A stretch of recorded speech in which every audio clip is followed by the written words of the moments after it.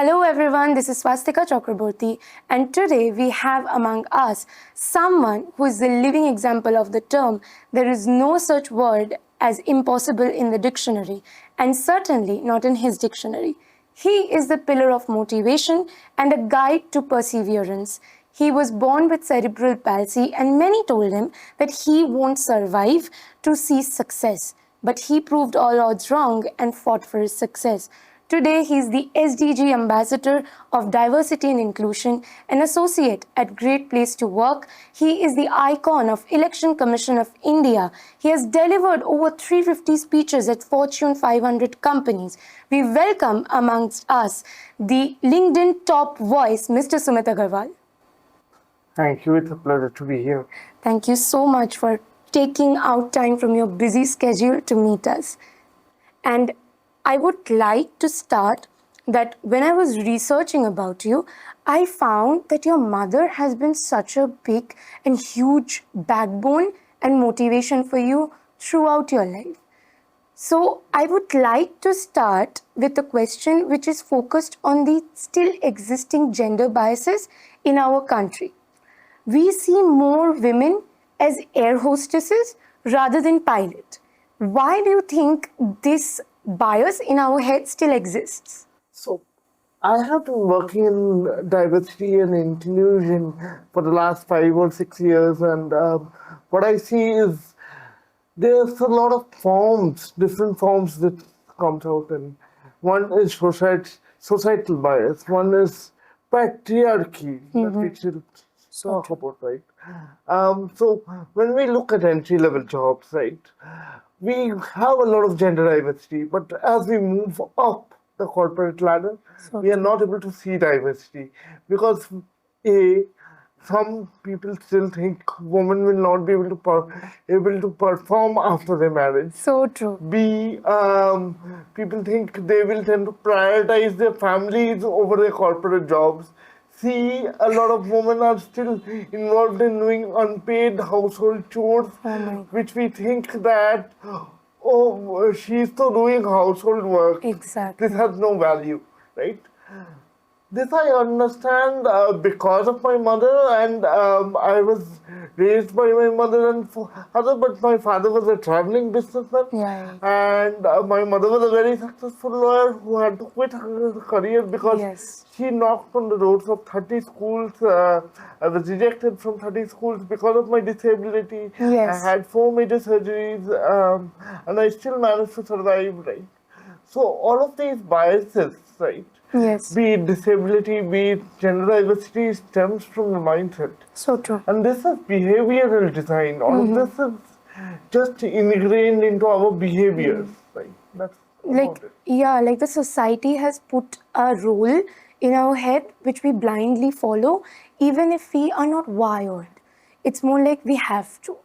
And your speech, your answer brings me to my next question. I can't help but wonder, even if women in the near future takes on roles which are normally not seen or not taken up by women, will they get paid equally? Because the biases or the inequality in payment still exists in certain industries. And I've seen it, that women get paid less than their male counterparts. What do you think can the organizations do and the government policies play in this situation? See, if I look at various industries, right? For example, airlines, right? Globally, only 10% of females are commercial pilots. So right? true. But if I look at India, certain airlines have 52% women as pilots. Certain airlines, that too in certain geographical areas. So that again does not reflect the true diversity of a country. For example, if I am having too many females from one state, in other 3 states I don't have female pilots at all. So that also becomes a geographical discrimination. Absolutely. So we have to see that this diversity is equally distributed. If you look at roles for women, right? It is done because of the underpayment that you were talking about. It is there because men traditionally get 19% more for any kind of role Yeah. that a woman does, right? Disheartening. And that exists because there are not too many women in leadership roles. There are a few reasons for this. A, you don't get enough mentors, right? You don't see enough Yeah. role models. Yeah. For example, if I talk about Bill Gates, if I talk about Steve Jobs, if I talk about other people, right? If I ask children, they will only refer to male role models mostly This is because so they do not see very strong female role models. The percentages are very low. So that has to be there. The mentorship has to be there. We there has to be a blind hiring policy or a blind promotion policy where you do not look at the names, genders, caste, or any other factors while Yes. deciding on promotion. Yes. See, when you're promoting somebody or when you're mentoring somebody, females tend to get feedback based on their emotions. Like you should be very calm, composed. This is so true. But male people, they tend to get very specific feedback. Like you should get X percentage Yes. more sales. You should talk in this manner. You should follow this script. More skill based. But you or any kind of females who are there would get a feedback based on their, attitudes, not specific feedback. So true. So all of this makes a lot of a difference. Exactly. And the point you raised about promotion, I have heard that certain biases exist in the people's mind, like the people sitting in the organization who are above us, who decides the factor of promotion. Their decision is actually affected with an unconscious bias which they have towards women. Many women complain that they see their male competitors or counterparts moving up the ladder of promotion with ease, but they feel stuck and not because they are not getting promoted. And this is where my next question comes. How do you think organization can make it more fair for women and make sure that promotion is an equal decision? See, when we talk about biases, right, this applies equally to all of the oppressed minorities. So true. When I talk about oppressed minorities, I'm talking about transgenders, I'm talking about people with disabilities, I'm also talking about women, right? I am a person with a disability. I was rejected so many times. I was told that you can never get a job. When I opened my own agency, people said, why don't you do it for half the price? Yeah. Because you are a person with a disability and you should be grateful for whatever money we offer you. I said, keep your project, I'm leaving. I got up the chair, I left. This is And few days later, I brought my own first car.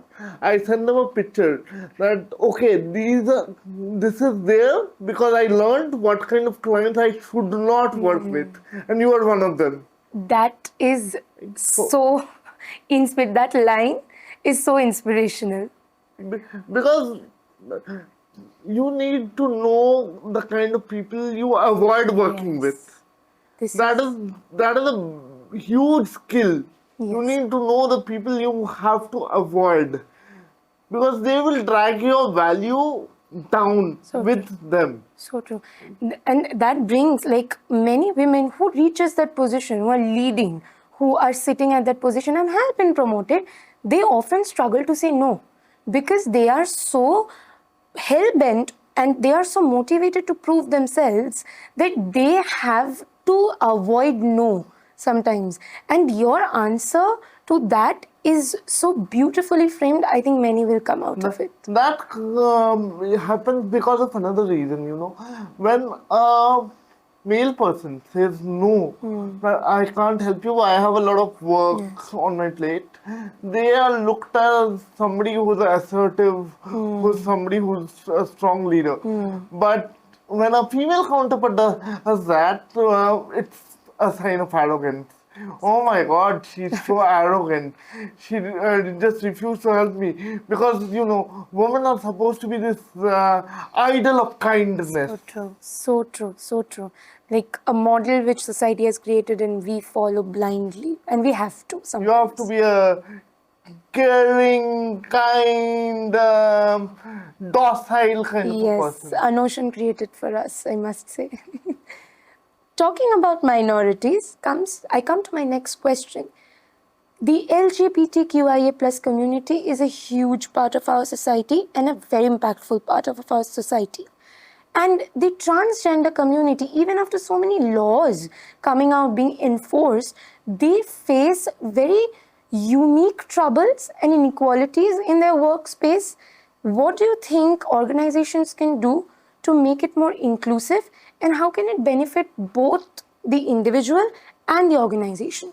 There are large hotel chains which have policies for LGBTQIA, right? I won't take names, but there's a certain person who owns one of the largest national hotel chains, and he himself is part of the LGBTQ community, and he's been doing amazing with all the pink parties Oh God. across the nation, right? So all of this becomes a form of encouragement. If Yes. one person comes forward, two other people come forward, right? And if you want to hire people from the LGBTQ community, that also is not just the right thing to do. Yes. That's the business case. So true. Because that increases your talent engagement. Yes, A. yes. B, if you want to hire people from the LGBTQ community, if you also want to hire transgenders, give them gender neutral spaces, gender Yes. neutral washrooms, Yes. give them transition care. If they want surgery, help them with surgery, right? If they want their partners to be in the insurance or co-insurance, yes. get their names in the co-insurance. If they want to jointly own a property, help them to jointly own a property. These are basic things that we are talking about. So If true. they jointly want to open a bank account, help them jointly open a bank account with their partners. All of that. It's just basic human rights. I don't think it should fall under the category of DEI and we Yes. should give it a specific buzzword. All we are talking about is giving equal rights and dignity to people. Yes. Right? Yes. No matter what their color, their gender preference, and what their other preferences might be, but they are just human like us, like everybody, right? Yes. The moment we realize that, and the moment we realize that everybody is struggling through something or the other and just needs a bit of empathy to have their basic rights given to them, we can change the world. This is so true, and I really hope that in near future we see such changes. We see that people are actually becoming more enlightened about such topics and such basic human necessities, which does not need another sector to be born. And I pray for it. I hope for it. I pray for it. And so many of us think that there is a change which needs to come, but we think we don't have the power, or our voice does not count. And you, with your LinkedIn account and with your posts, you keep on reminding us that we can, and it's our responsibility to take up the voice and let people know that this change has to be brought. I would move on to a much less talked about topic and a much more mainstream topic. Being a Gen Z myself, I have identified a very big problem with us. We are struggling to be consistently motivated. We see easy successes. We see people getting success at young age. Every day we scroll through it. But we still find it so hard to wake up in the morning and go like, today I can, I will, and I am going to. And what is your mantra to these people, to people like myself who really struggle to be consistently hardworking? See, I don't have a mantra. What I have is discipline because motivation is very fleeting. Today you get motivated and today you want to fly like Superman, you will fall off the terrace. Right? But if you have consistent discipline, basic habits that I have to do it, right? Nobody tells you to get up and have tea in the morning or coffee in the morning, right? That's a habit that you develop, right? Yes, And so true. you don't need to be motivated to do that, right? Exactly. So that falls under the category of discipline. If people who go out jogging, right, they are disciplined enough to get up in the morning and do it, right? Yes. So you have to be disciplined. A. B is stop comparing yourself to other people because there's no end to comparison, right? If somebody buys the Louis Vuitton bag, the next day will want a Gucci, and after that they'll want something else, Yes. right? If somebody buys the Nike sneakers, the next day will want a Puma, right? So true. So you have to be within what do I say? Maybe take calculated Yes. approaches to life. Yes. Right? Okay. You can't say that my dream is to buy all the seven wonders in the world. Oh my God. You Yes. won't be able to do that, right? So you'll have to take calculated risks in life. You'll have to understand what drives you, find your why, and why are you motivated, with what wakes you up. Maybe for some people it's the bank balance, but for some people it's changing lives. So true. So find what drives you. Maybe it's 1 crore, 2 crores, 3 crores, or maybe it's just opening an ashram and feeding hungry people. So it has to come from within you, right? If everybody becomes some money and Tata and other people, who is going to become Vivekananda and Sister So Nivedita? true. So true. So true. Right. So we have to be smart with our goal, and we have to identify what is our goal. So inspirational. I am inspired. I'm extremely inspired because I struggle with this problem myself. I will use it from every day now on. My last question, as I was researching about you, and I already said that I have read that your mother has been such a huge motivation for you. And your mother, like, she was like a pillar who stood by your side throughout. And that makes me wonder, is there anything which she used to say when troubled times surface and you still resonate with it when you face hard times right now? So there's one value which is in the all of the great people have these value, right? You look at Sudha Murthy who received Padma Shri, right? Few days back, and she has the value of kindness, right? She's very simple. Yes. There's one lady who planted an entire forest by herself. She's also got Padma Shri, right? There's no comparison of the economic status, but both of them are driven by kindness. So true. So, one of the core values my mother taught me at a very young age is success is something you don't do for yourself. You measure it by looking at the impact of the people around you, right? Because my mother belonged at a very small village in Anambag, and she taught students, she paid her own college fees, she had to journey a lot to Calcutta and again back to Anambag just to attend college, right? And they were around 7 sisters, right? So she had a lot of mouths to feed as well. Yes. Right? She never complained, right?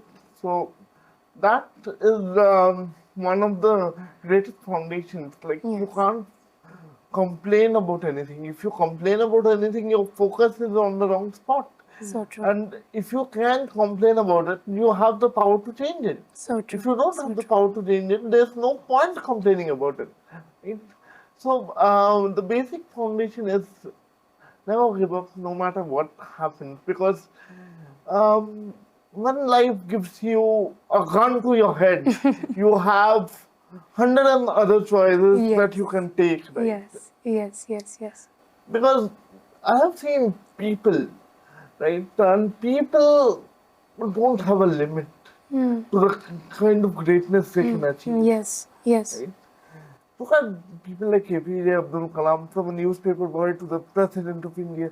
Look at our current Prime Minister, from a chaiwala to the Prime Minister of India. Look at the beautiful democracy the Indian system has, right? If you look at this, you'll see that forget the American dream. Bharat is a land of opportunities. Oh, so true.